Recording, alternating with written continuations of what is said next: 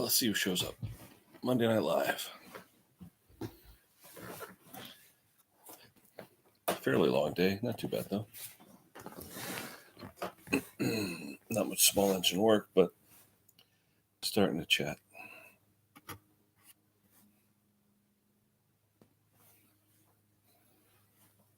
See who shows up. What time is it? 7:08.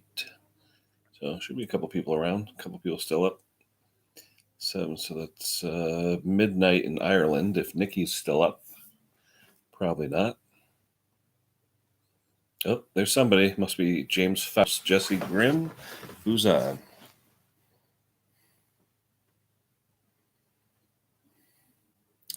Who just signed in? Somebody's on. Timmy, what's going on, brother? How's things down in Peachville? We're supposed to get some rain tonight into tomorrow, so it's going to be a little nasty. But today was a bright and sunny day. Not that I got a lot done, but it was a bright, sunny day. So, yeah, you're first. Usually Mr. Faust chimes in. I hope everything's okay. I know he said he had an infection. He's back in the hospital, so hopefully all is well with him. See what happens. What's going on with you, Tim? Anything? I took a break today. I did my 10 hours of regular work, and then I came home, and I watched an episode of Billions on Showtime. I love that show. And then I figured I'd come on. I made a pot of chicken soup, had some dinner, and now live stream. The kids and the wife buy those pre-cooked chickens, the rotisserie chickens they have in a grocery store. They're like $5. You eat those one meal, and then you take it, throw in a pot of water, throw some vegetables in. Now I got chicken soup for the rest of the week. So it's all right. Love soup. I could eat soup every day. I am so glad I got that Toro fixed. That thing drove me crazy. That stupid little fuel filter. That thing, oh my God. If I ever had to charge for the amount of time and effort researching and trying to figure out what it was, I'd never be able to get anything work done. But live and learn. It's probably the 6th or 7th one of those mowers I've worked on this year. It's the first one, though, that I've had to change out that fuel filter on. So it was kinked. It was definitely a kink in it. So something happened. So I actually ordered some parts today for the get-together saw. So I'm on my way. I'm going to order the rest of the stuff probably tomorrow. I'll go through Maddie's website to get him credit for HL Supply so he can get some points. And I'll go through his link. So we'll get him some credit, some freebies from those guys. But I was looking at a few different things. I mean, I already have carbs. I ordered the 455 Rancher side cover. I did that. There's a few more things I got to do, intake and some other stuff. Sunny here. Chili. Ooh, chili sounds good. What kind do you make, Tim? Spicy or not spicy? My daughters tend to like the spicy stuff. Anyway. Yeah, so what's left? I've got a 1958 Wheelhorse RJ58 in my truck. The front tires need to be dismounted. They're filled with calcium chloride. I got to get those out. They each weigh about 20 pounds each. I got to get those out, take the calcium chloride out, and put some new tires on so I could bring it to a sheep shearing festival this weekend. Speaking of sheep shearing, good evening, Nikki. You're up late. I was going to say, it's after midnight in your end of the world. Don't you got to get up for work in a few hours? But thanks for coming. Appreciate it. But black bean with French chili. Oh, that sounds good. What is calcium chloride? Well, it's basically a salt derivative, but it's really used to fill tires so they won't freeze.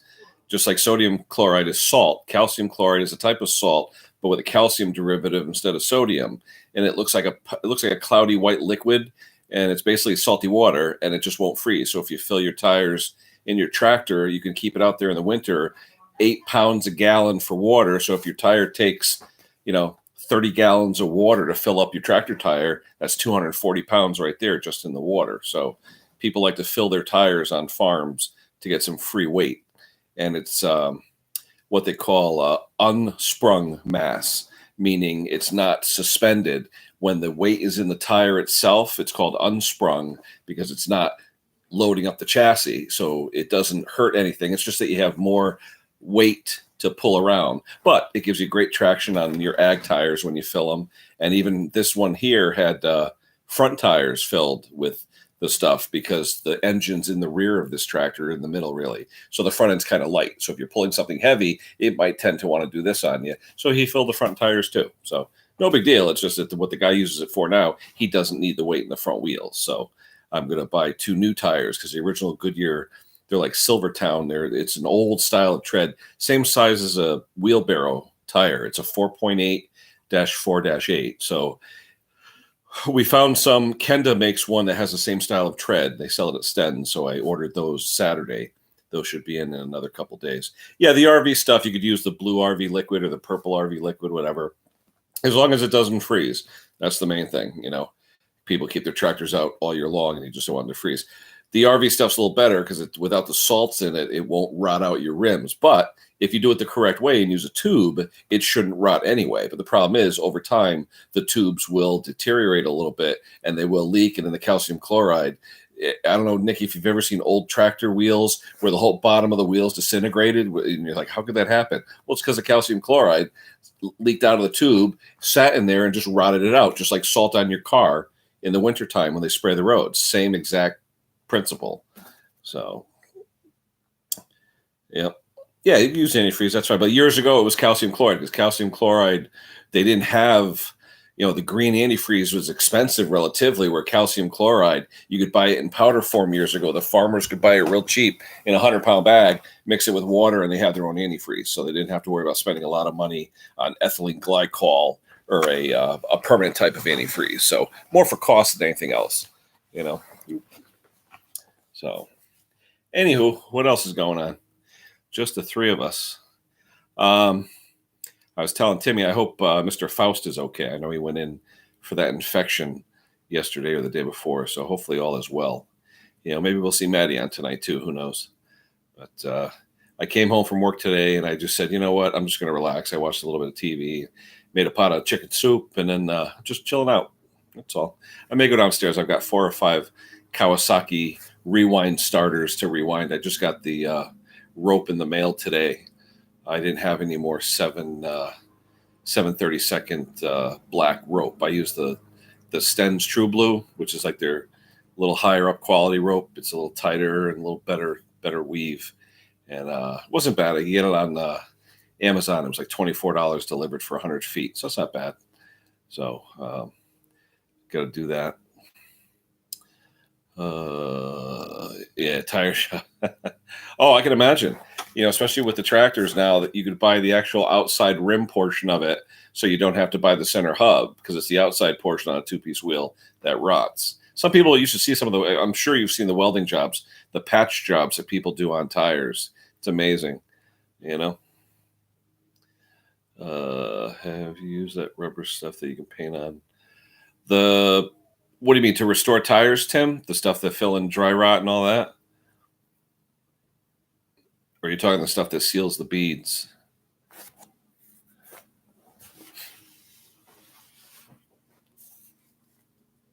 Yeah, the shell. Yep.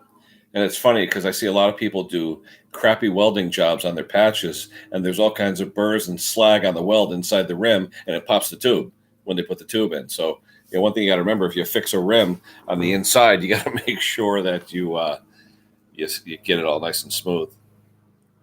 Although I see some people too, what they'll do is they'll bond a piece of old rubber inside the wheel to make sure if there are any little sharp spots, it hits that sacrificial rubber, and that way the tube won't pop. So biggest mistake people make when they put tubes in is they don't check to see what the obstruction was that caused the tire to leak.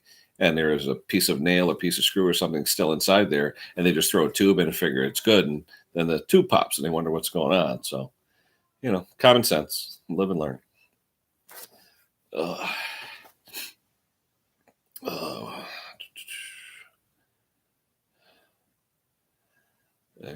Oh yeah.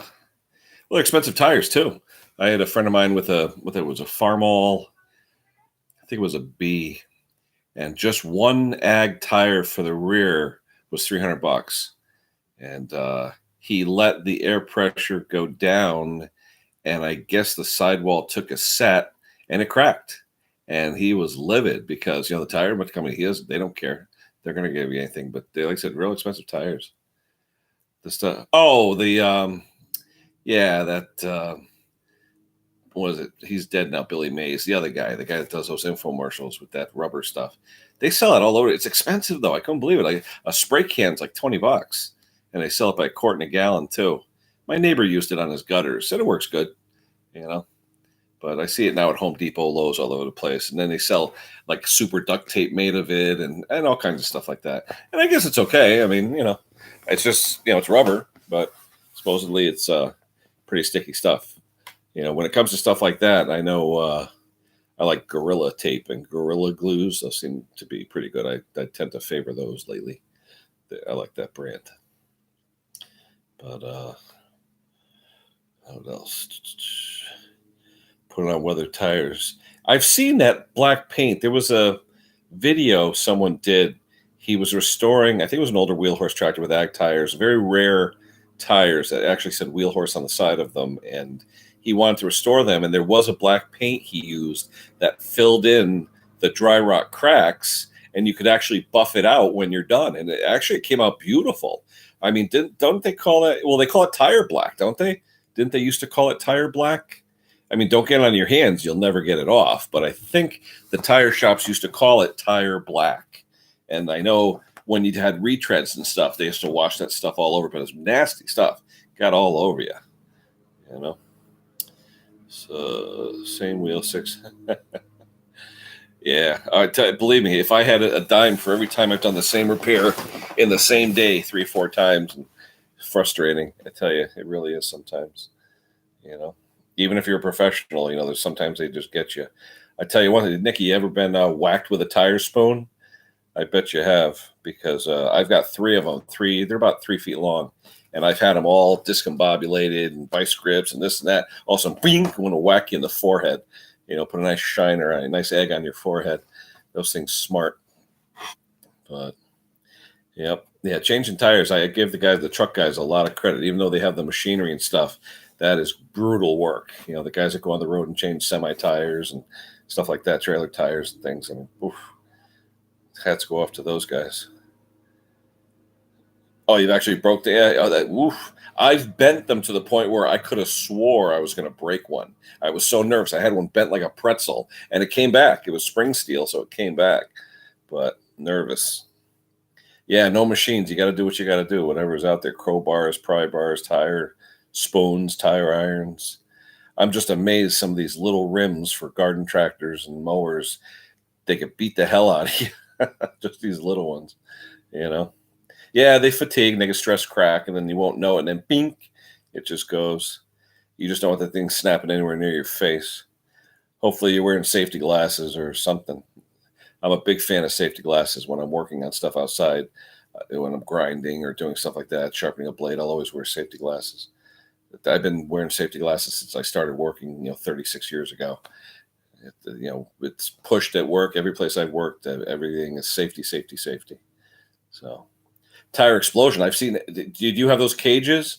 I know they have the cages where you actually inflate the tire inside the cage. It's like a roll cage, so that if something does happen, it won't blow up and kill you. I've seen guys get killed with those tire explosions. Well, especially the idiots that throw, lighter fluid inside the tires and boom. And I mean, I've done it. Don't get me wrong. I'm an idiot. I've done it too. I've put Ronsinol lighter fluid inside a tractor tire, a little tractor tire, and seeded the bead. I'm guilty. I've done that.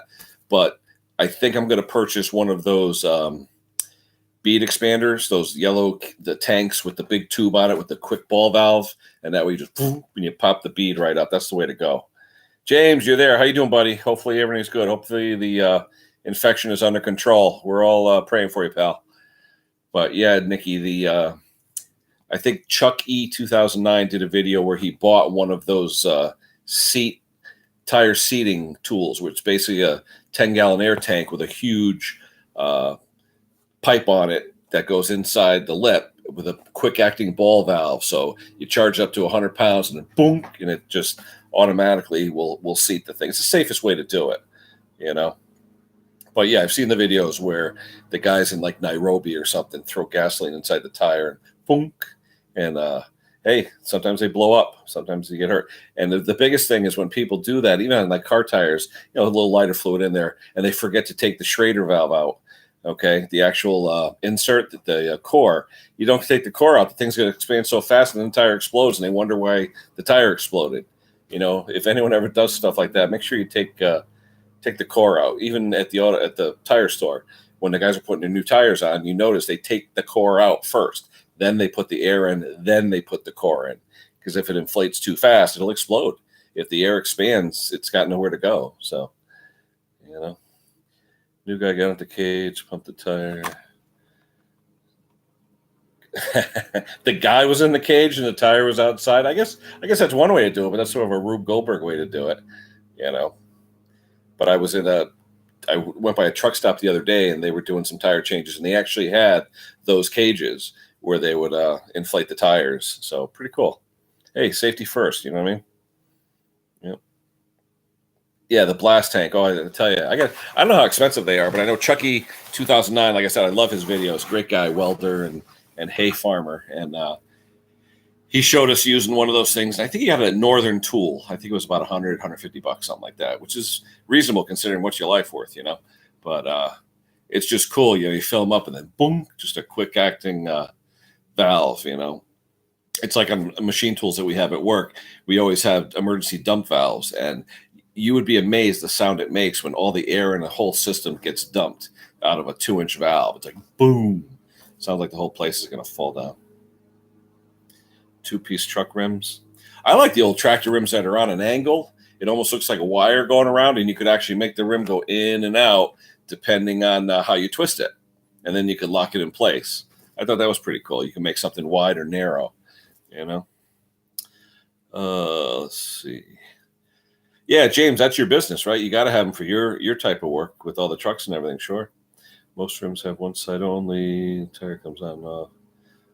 Yeah, one's always easier. But I'm just wondering, James, how many times have you ridden on just, say, an inner tire or even outer, and you didn't know the inner was flat? I mean, do you really? I'm sure you feel it, but I know I've seen trucks running down the road where the inner tire on a dual type wheel is destroyed, and they're riding on the outer. I just don't know. I know it's not safe, but I'm just wondering how long that'll last before the outer tire will just shred. Interesting. It was funny, after we talked the other night, we were talking about trucks and things like that. I watched an old episode of Moving On with Claude Akins and that other guy with the green Kenworth conventional. I remember that show when I was growing up. That was a cool show about the truckers. Put small stones into the blast van and shoot pit. Oh, no kidding. Oh, wow. That's pretty cool. That's pretty cool. Just got to remember that if all of them don't come out, you may hurt yourself. The locking ring, it will spring off. Oh, okay. Oh, so when the tire goes, Tim, the locking ring will it'll. Oh, okay. Interesting. Didn't know that. Constant air gauge on hubs. Oh, okay. So that way Yeah. Yep. What's that thing, James? I think I know, but I'm going to ask anyway. What's that thing on the wheels that you always see spinning like this when you're driving? It almost looks like a level or something, and I see it doing this on the tractor trailers and the trailer hub on the wheels. What is that thing? The thing that goes like this. It's like round. I always wondered what that was on the hub of a tractor trailer rim. Let's see. Show cover. Oh, really? That's what it is? It's actually an odometer? No kidding. So just the momentum of it does it, or is an actual some type of a gear back there, or is it just the momentum of it rocking back and forth that gives you the mileage? Because it looks like it's always rocking. That's pretty cool. Almost like a pedometer. The moment up down up down up down will give you the thing. It's a gear. Oh, cool. Never knew what that was. I saw those on there. Now, is that mandated by the Department of Transportation? Do you have to have that on that? I'm sure the state police will pull you over and ask for your odometer readings. And I tell you, around here, they pull people over all the time and make sure their books are up to date. And they They nail you. Even towns around here, if your books aren't totally up to date on maintenance and everything, they fine the hell out of you. I mean, one of my buddies got, it was just a small semi, and he got tagged for like $800 in fines because he was missing a couple entries in his logbook. I was like, oh my god, crazy. I guess anything for a buck, but interesting.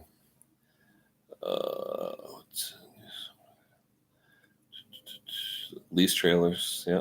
Oh yeah, it's true. You want to make sure that yeah, you're getting paid by the mile or whatever. Or, yeah, everything's got a life to it, I guess. But yeah, today was a nice day here, nice, bright and sunny. It was cold this morning though. We had frost. We actually had. I had to use de-icer on the windshield this morning. It was in high 20s, low 30s, and then it got up to the like 60, so it wasn't too bad. Electronic logs. Let's see, banded rims. I guess we should call this tire talk tonight. Yeah, it's true. Pay by the mile. Yeah, yeah, by the day.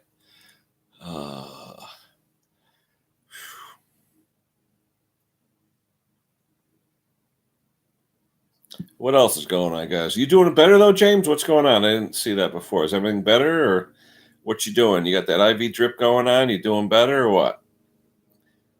Who else is here? I think it's just me, you, Nikki, and Timmy. That's it. I think just the four of us. Timmy, still trying to find something to show you that stupid spark tester. I gotta find something that it's just holding the camera. I tried doing it the other day and it was like this. I couldn't. Everything was out of focus. I couldn't see the spark. I tried, But funny story.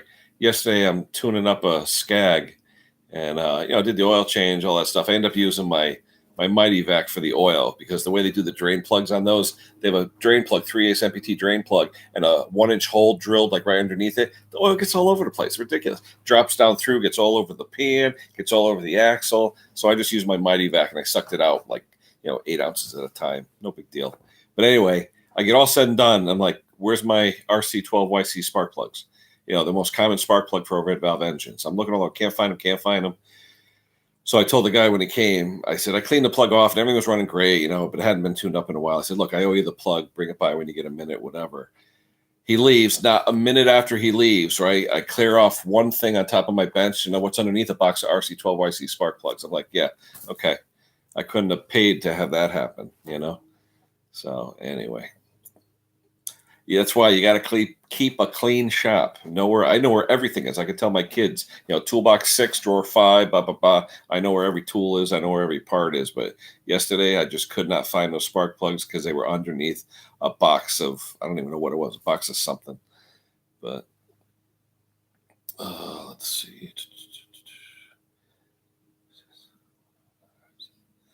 11R. What is 11R, Nick?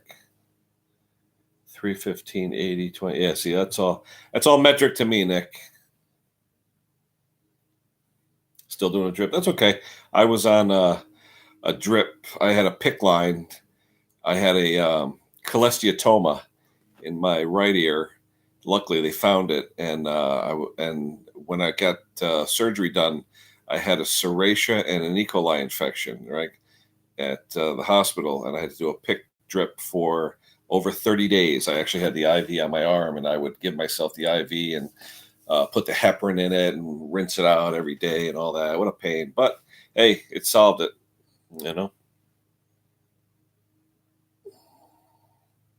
315/80. That's a hefty tire. 2-port. Oh, okay. Oh, you got like the Portacats. That's already yeah. That way you just get plugged in. My daughter had that when she had her chemo. She had the port put in her chest, and that way it wasn't as much of a thing every time she went to go get the chemo. We see a lot of 24s.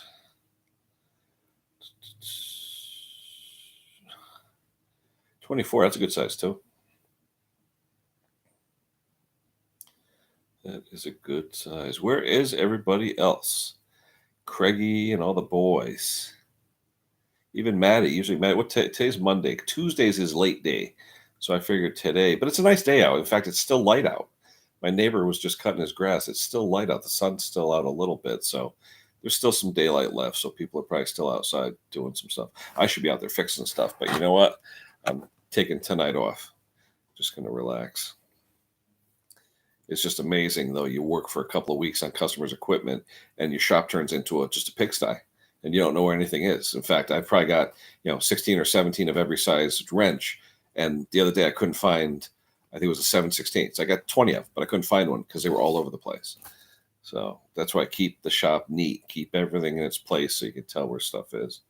I hate messy shop. Oh, I can't stand it. Imperial. The Imperial measuring system.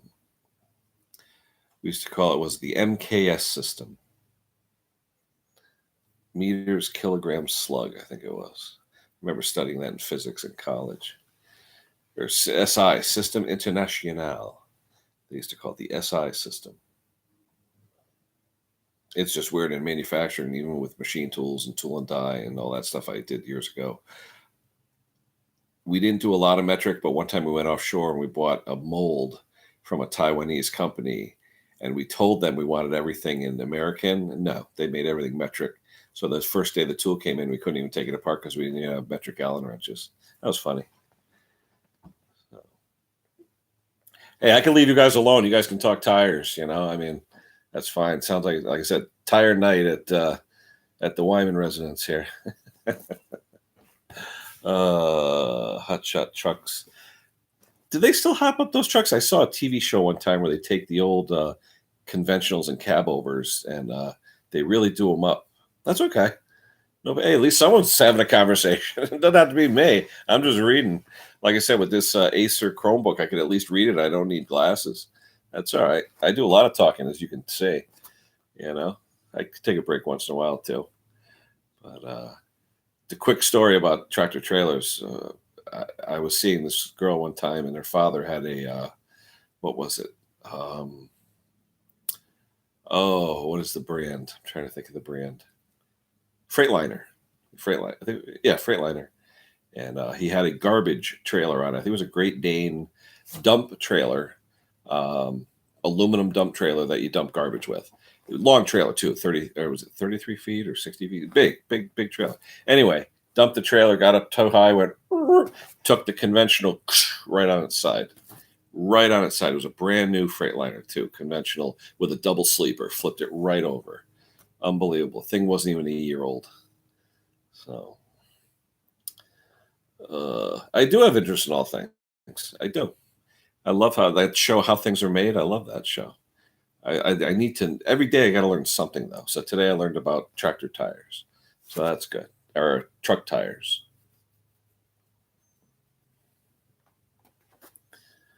Hotshot Freight. Just I tell you, these guys spent a lot of money on those rigs too. There was a thing, Englishtown, New Jersey, which is only 100 miles down the road from me, always has a trucking nationals, and these guys come in with these decked out, pimped out, like just owner operator, conventional and cab over pick trucks.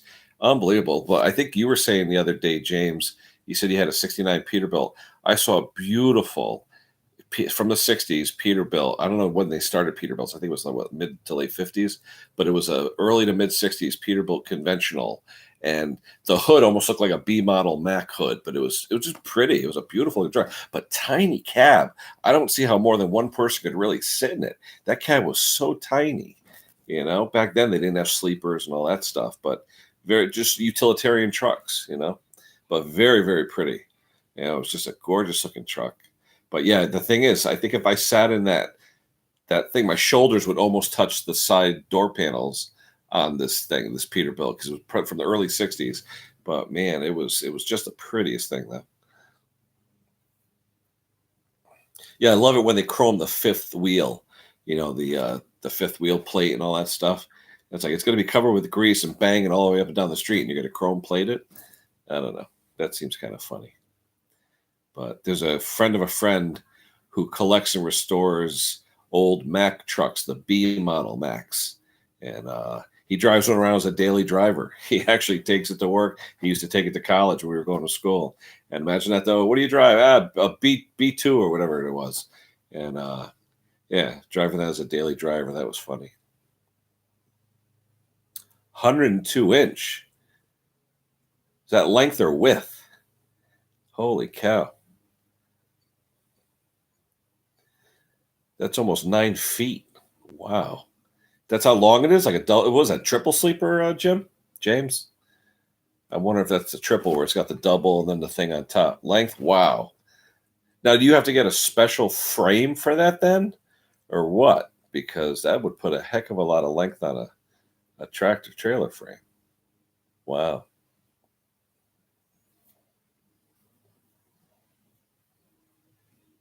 I think I remember watching Smokey and the Bandit the other day. They were talking about the truck rodeo, and they had the Peterbilts or Kenworth, whatever they're giving away, and he said, "This thing is $60,000." And I'm saying to myself, you can't buy a tractor trailer for $60,000 today. That's for sure. That is crazy. Wow. Oh, that's right. I'm sorry. He had a B61. That's what it is, not B2. B61. That's what his are. And the standard red with the black fenders. That's what he likes, with the bulldog on the hood. There was a huge Mack dealership in Fairfield, Connecticut, on the Post Road, which is about 10 miles from here. And they always had B model Macks all over the place. You see garbage trucks, and all the city trucks and town trucks were Mack B61s. Pretty trucks, really pretty trucks. Yeah. 350. Wow. You stretched it, James, or what? Or you had the factory do it for you?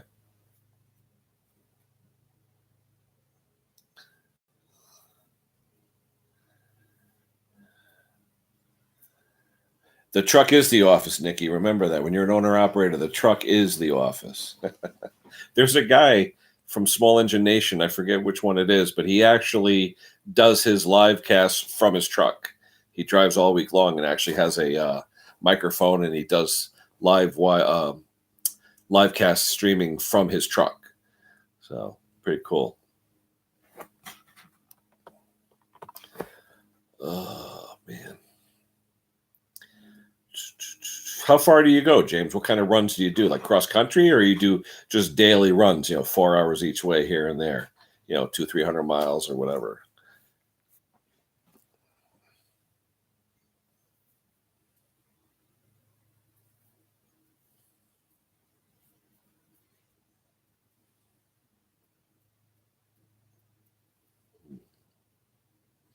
Oh, I was talking the other day about my favorite tools, and I've gotten so many emails and comments about the magnetic sweeper, the magnetic pickup tool. I got that at Harbor Freight. It was like $25, but that thing has saved my butt so many times.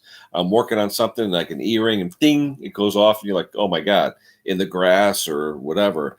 That thing has saved my life. It has found so many nuts and bolts and cotter pins and screws. Oh my God. Uh, Needle nose P. What model is that, James? A needle nose P. Oh, you're 69, you mean? The other truck's coast to coast, yeah. But why do they call it needle nose? Because is it tapered? Is that why they call it needle nose? Or just small? Yeah, they are pretty. I love the grill shells. Diesel school. For tractor trailer, Tim, or for general diesel? I've got a cousin who works for Mercedes Diesel. He's a diesel engineer. And I remember we were told one time we were designing a machine to jig grind holes for fuel injection nozzles, very small holes, like 4,000, 5,000 diameter. But they said if you could get the hole of a fuel injector 10 times more round, you'd increase the fuel injection by like the efficiency by like 50%. It's amazing. The holes that they have in fuel injectors and how tight the tolerances is held on those little holes. We were trying to make a machine that would actually grind those holes round within, I think it was 20 millionths. So that was a fun job. Gullwing hood. Well, that's different. General school, yeah. What's cool about diesels, though, is like you blow a cylinder, you put another cylinder in. That's what's nice about diesels most of the time. You could just replace it. The block is almost like universal. You just keep replacing the cylinders. Uh, I tell you now, though, you see a lot of these newer diesels, V8 diesels, V6 diesels, and stuff like that in the cars and trucks. And I don't know, it just they seem okay, but I don't know. I'm hearing there's some quality issues with some of those newer ones. I lost a rim sprocket and a clutch went. Hey, that happened to me in the winter right in front of my garage door. I forgot to put the cover on. It came off. You're ding, ding, ding, ding, ding, and there was snow on the ground. And I was like, "Crap! What am I going to do?" Well, my what I ended up doing on that one, I took some rare earth magnets. I put them in a Ziploc bag and I tied a string to it. I just kept flinging it into the snow pile on the ground. Just kept flinging it, and I found it. It finally got hooked.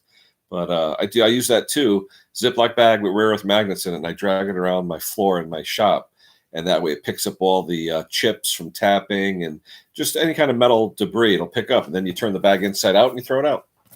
You know what is rare earth? Like neodymium and all those rare elements that come from the earth. Most of them are come from China. That's why they're so expensive right now. But rare earth magnets are made from rare minerals. Neodymium is one of them. There's a bunch of different rare earth materials that are inducive or conducive to magnetism, and they're easily charged and stuff like that. And they use them a lot in motors too. A lot of high performance motors, like look at Tesla and all those. There's rare earth magnets that are used to make those motors that drive those cars. So rare earth is a big, big business for China, because 90% of all the rare earth to make magnets for motors comes from China. So they don't make V. It's funny you talk about V8 diesel. How about that Oldsmobile they did when they tried to convert the 350 corporate block into a diesel back in, I think it was 77 or 78. Oh, that was a nightmare, that engine. Homeland chainsaw clutch go. What happened? The springs let go, Tim? I've had that once when a spring let go, but not in a chainsaw. It happened in a mini bike, and luckily they were covered by the hub. What's black magnet on tool holders? Then I don't know. What's black magnet on tool holder?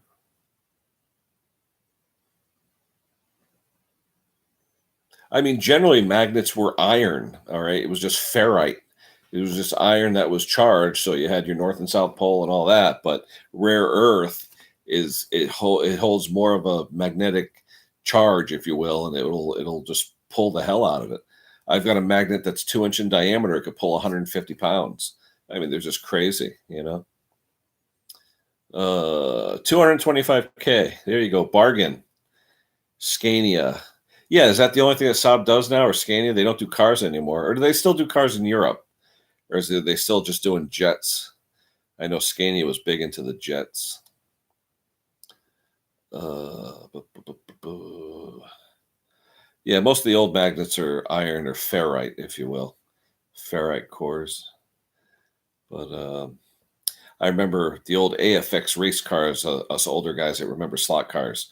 They had G Plus, which was the ones that stuck to the track like crazy. Well, they used higher performance rare earth type magnets, but those things would just stick right to the rails on the track and you wear them out. Oh, really? Africa? I thought everything was from China. I thought China had the market on rare earth. That's why everything with a magnet is expensive nowadays. Saab is done with that 93 model. Car broke the company. Yeah, but that is that before they sold to GM or after they sold to GM?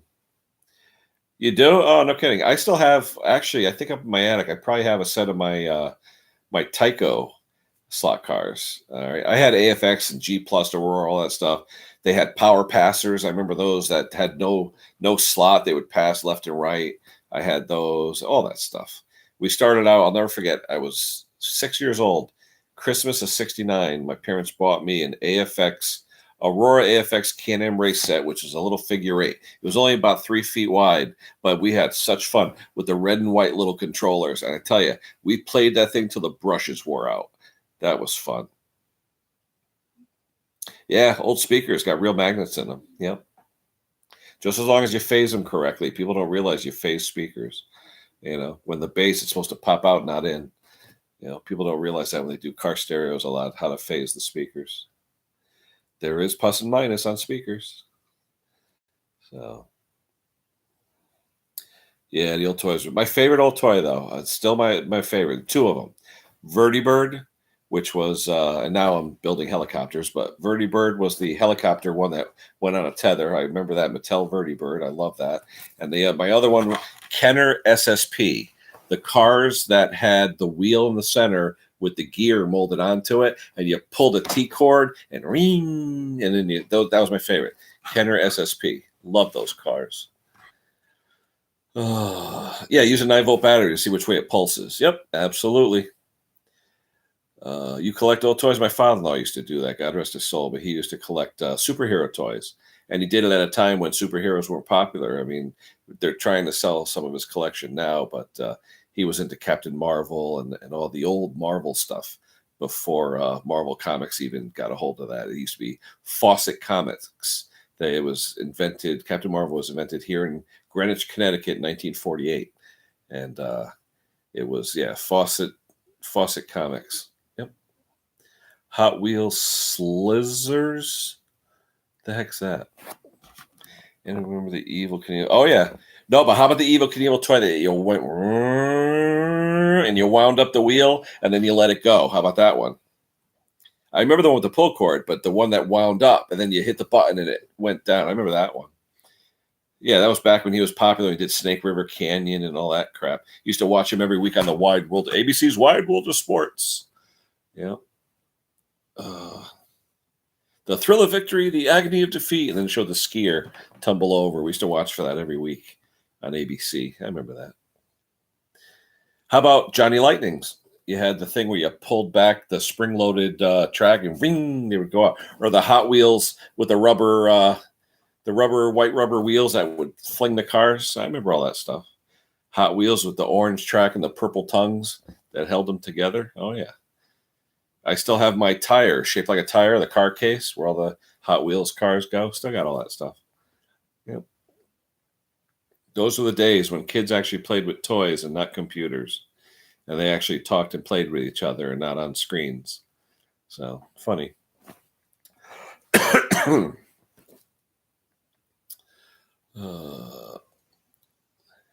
Lego Technic. See, now I know you're younger, Nick, because Lego Technic was actually after my time, but pretty cool. Yeah, where you can program it and do things like that. The Lego Technic is actually a really nice system, teaching kids about computers and programming and stuff like that. It was a good toy.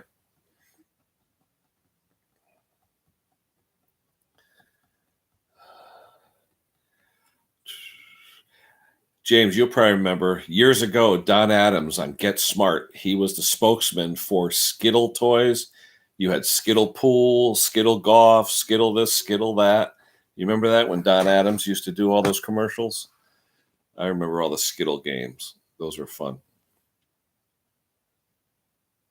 Snake and Mongoose. I actually have original models of Snake and Mongoose, but back in 1990 or so, they came up with computerized versions that were on a set that actually had a Christmas tree. And when you hit the button, it went, bum, bum, bum, bum, bum. And you would have lights come out of the zoomies, out of the Hemis. You would actually see lights come out. It simulated the drag race, and the body would come up and come down. It was around 1990. I remember they came out with those, but it was pretty cool. Yeah, Tom McEwen and Don Prudhomme, absolutely. I was a big drag racer back in the 80s. I did a lot of drag racing, but I met Prudhomme once. I never met McEwen.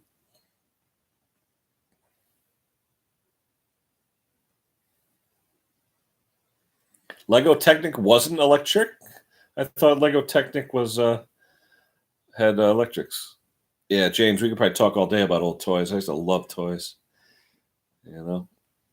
Erector sets that were made right here in New Haven, Connecticut, 20 miles from me. Good old Erector. Top Fuel. Oh, the Hot Wheels one. Yeah, I was talking about the models, the actual 1/24 scale models. Yep. Snake and Mongoose. Medication time. Uh-oh.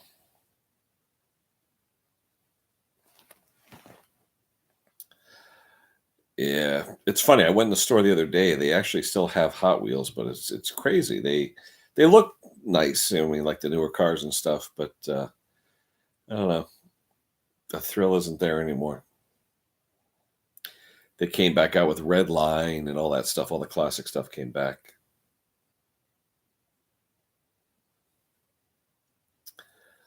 Let's see.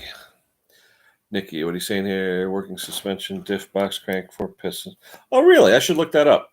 I remember the name. I remember Lego Technics. Okay, so it had all the stuff. Remember, and James and Tim, you'll probably remember this. There was a model engine called the Visible V8 with an engine block that was clear so you could see the piston, the connecting rods, and all that stuff, called the Visible V8. I think Revell made it.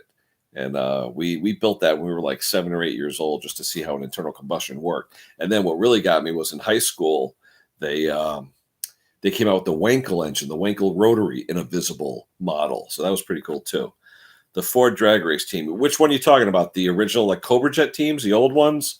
Or are you talking I'm trying to think. There were so many different Ford teams. Well, actually, was it Prudhomme who had a camera motor, a 427 Ford camera motor in one of his dragsters? I think it was Prudhomme in one of his cars before he was doing the snake and mongoose thing.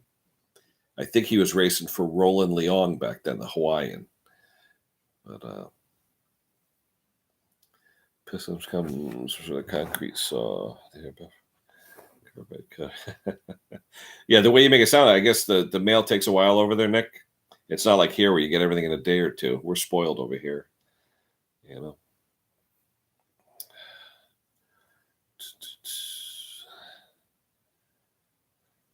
Talk about old Fords, Timmy. We had on the East Coast anyway, Art Chrisman's Comet, which was the first funny car, the old AFX cars. It was a 65 Comet.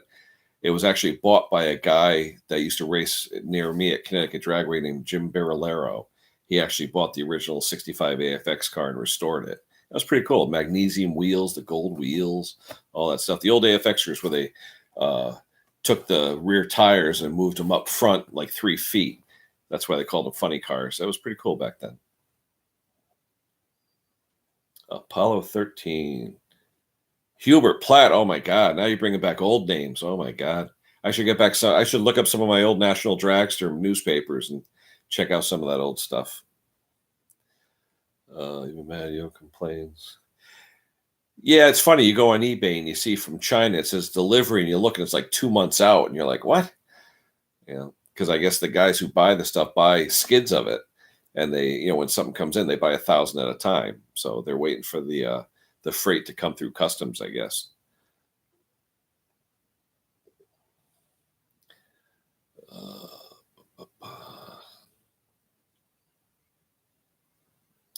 Yeah, Timmy, we were just talking the other day about NASCAR because we were watching the race yesterday while we were online and talking about cheating and the way they used to cheat years ago, all the different things. I'll never forget. There was a racer named oh God, what was his name? Jerry Eckert, I think was his name. He had a Trans Am Pro Stock car, and he had a fire bottle in the middle of the car, and it wasn't a fire bottle; it was actually a nitrous tank. He was cheating, and it was so hot that day at Englishtown, it exploded. It blew the roof panel off his Pro Stock, and literally almost killed somebody. And he was excommunicated from the NHRA for I think 10 years. He didn't come back. It was at least 10 years. And then when he did come back, nobody wanted to know him. So interesting the way people used to cheat at racing. Isle of Man, those guys are nuts. I mean, you see those guys on motorcycles doing 200 miles an hour, and the only thing between them and death is a hay bale. No thanks. I mean, I love motorcycles. I love fast motorcycles, but those guys are freaking crazy. Going over jumps at 200, and then there's people on the sidelines like 3 feet away from you. That's just crazy stuff. That is nuts. 17 pills. Oh my God. That doesn't sound like any fun, James. Hopefully you had some vodka to put them down with. But yeah, Isle of Man. I love watching it because those guys are like absolutely crazy.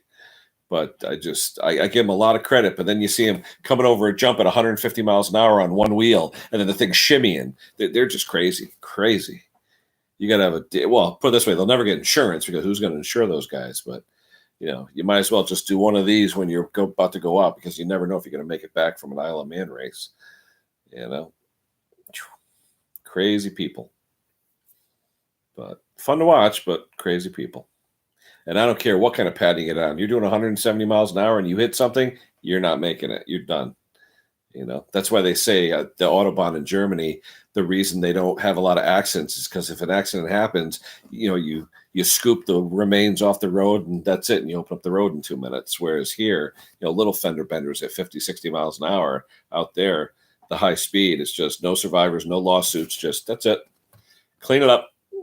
So Road Atlanta. Yeah, Road Atlanta is cool. I see they have that, what is it, World's Best Streetcar show going on where they peruse all the different tracks. I think it's Optima Batteries sponsors it, and they go to Road Atlanta and all the different Mid Ohio and all those other tracks. Those are cool. The Road Atlanta is a nice track. We've got Lime Rock here in Connecticut. That's the popular track here is Lime Rock.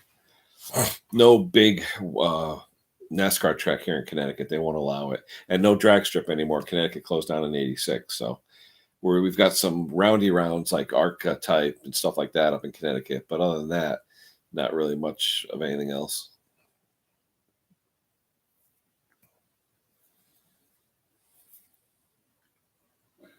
Have you been to Isle of Man, Nick? Curious, because that's in your neck of the woods there. I just think those guys are. I mean, I think it's wild and fascinating, but they're just crazy,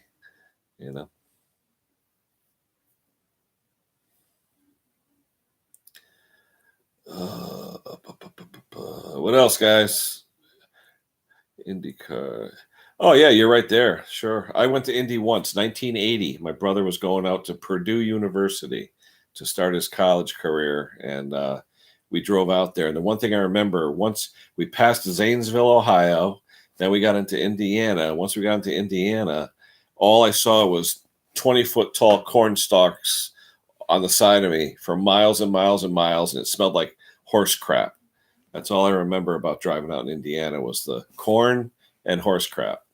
So, but we got to see Notre Dame and that school and Purdue and all that stuff. So it was interesting. West Lafayette and the Boilermakers out there at Purdue. But Indy was cool. We drove on the track in a van. They brought you out in a van. They drove you around the track. But back in 80, the car, I believe the pace car back then was a Turbo Trans Am. I think it was white. And that was the pace car. And every year the pace car would go and the winner would go into the museum and you got to see him. So that was pretty cool. But back then, 1980 cars, they were smogmobiles. They weren't really powerful at all. So, but yeah, I remember it was a Turbo Trans Am 1980 pace car. A lot of history though on Indy too. We had, as far as racing and all that stuff, the Brickyard. Second worst road injury for what accidents, Tim? Was it just a busy intersection where everyone's getting T-boned or what? I see. I wonder if that's the one I saw on TV. They actually did a show on that with worst roads, and they may have shown that road where it was the most accidents and stuff. There's one of those in Connecticut. It's a huge hill, and at the bottom of the hill, there's like a 4 or 5 way intersection, and people always end up piling up down there, and they don't want to fix it.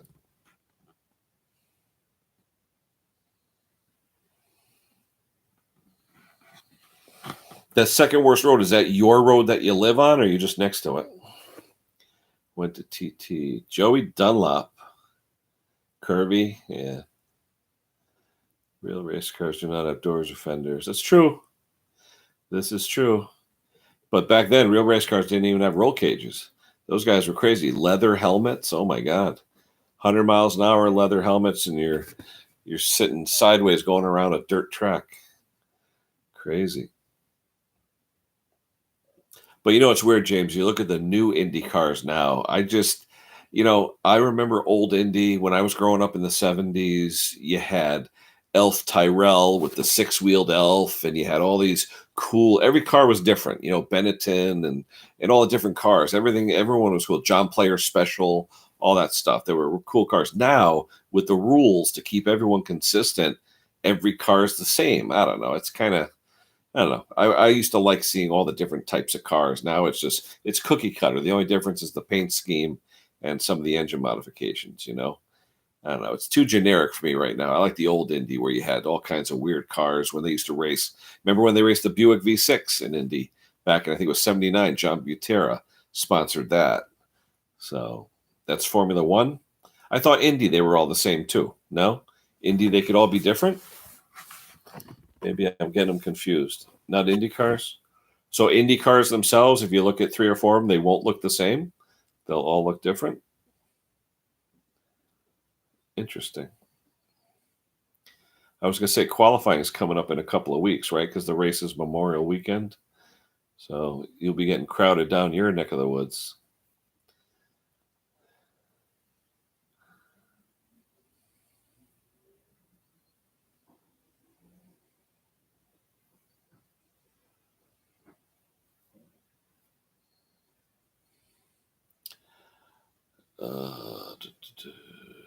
Indy's like NASCAR. Is it like NASCAR? But Indy's flat though, right? Is there banking in Indy? I'm trying to think if there's banking. I thought Indy was just a flat track.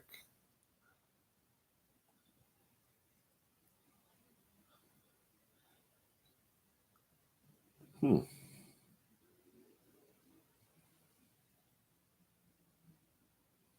What do you think about NASCAR racing at Indy? That's different. The Brickyard 400. Weird to see those cars there.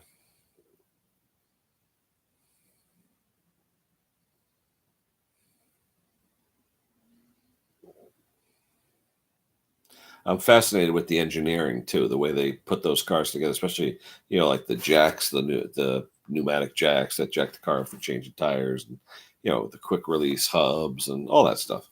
The engineering is pretty cool.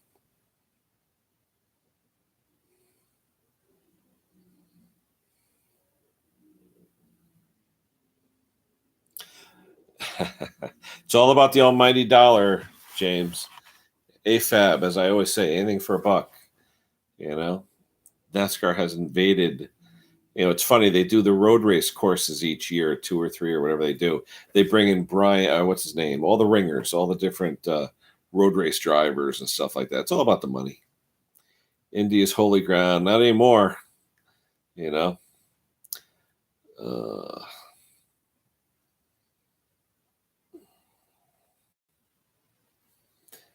Yeah, even NASCAR, I don't know. Things have changed. It's gotten so damn expensive. You want to see a race, you got to mortgage your house.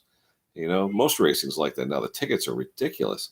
There's a friend of mine who actually passed away, and he had season tickets up our way to New Hampshire, um, the race up there, and he was spending $500-600 a ticket, and he had season tickets for 20 years. But it's just crazy for the money people spend to go see a race. I don't know. But I guess when they have their kids named after the drivers and tattoos of the drivers' numbers, I don't know. I guess that's a way of life, especially if you live in Charlotte, North Carolina. You know, which I did work down there for a number of years. I did a lot of work down there, and they're into it. Our shop down there, where I used to work, was only 3 or 4 miles from where all those different NASCAR shops were. So they lived, breathed, and poop NASCAR all day long.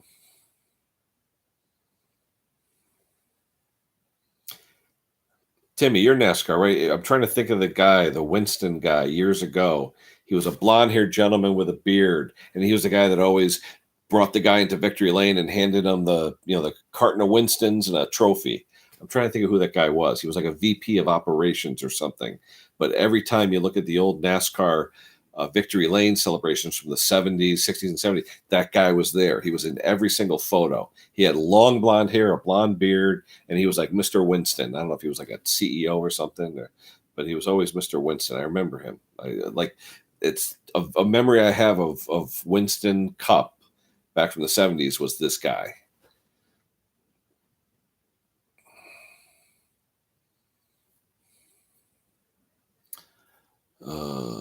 All right, guys, I'm coming up on an hour in 5, 4, 3, 2, 1. All right, it's been an hour. I'm going to get going. Hopefully, Maddie or somebody is going to chime in and come on. Your friend is currently Ever Superbike champ going for the trick of titles. Well, good luck to him, Nick. I hope to see him online. That'll be kind of cool. All right, I'm going to take off, guys. It's been an hour. I'm getting kind of winded here. Hopefully, Maddie or somebody else will be on. Thanks for stopping by. It's only been the four of us, but we had a good time. All right, so you guys take care. I'm going to end it here and hopefully get some more content for you. And we'll talk to you soon. Take care. James, you take care, buddy. It's another prayer saying for you. We'll get you out of there soon. Thanks.